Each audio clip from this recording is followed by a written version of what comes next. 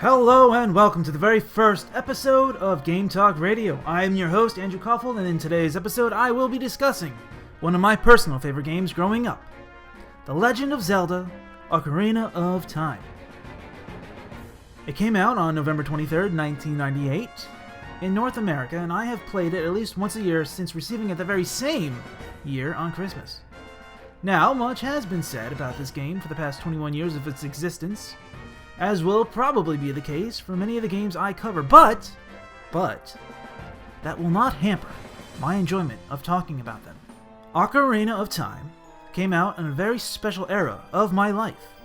I was 12 years old, just a couple months shy of becoming a teenager. I had missed out on the Super Nintendo, having gone from the original NES to the Sega Genesis after buying said Genesis from a very close friend for $30. Now, while the Genesis was the first time I parted ways with my own money, the N64 was technically the first console I ever bought at a retail store, having saved up my allowance to put up half the cost. My father had put up the other half. Fast forward a year and a half or so later to Christmas '98, and I unwrapped Ocarina of Time with my younger sister uncaring and my younger brother in awe. Having only played Zelda 2 and Link's Awakening within the Zelda catalog prior to this game, the jumping graphics and gameplay blew my mind. Frankly, it had the same effect that Mario 64 had, and Donkey Kong 64 would eventually have.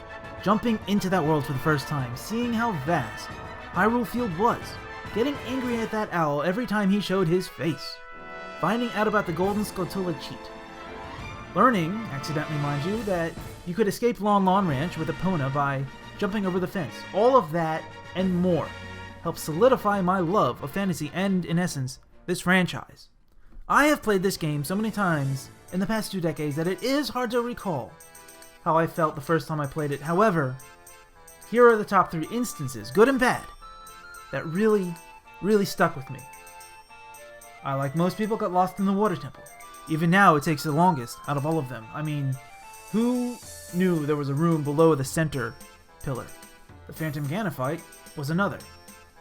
I failed that fight multiple times my first playthrough, even though in retrospect, the way to fight him was blatantly obvious.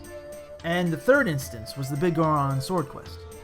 You will most likely fall into it by chance if you like talking to non-playable characters, specifically, in this instance, the Cuckoo Lady.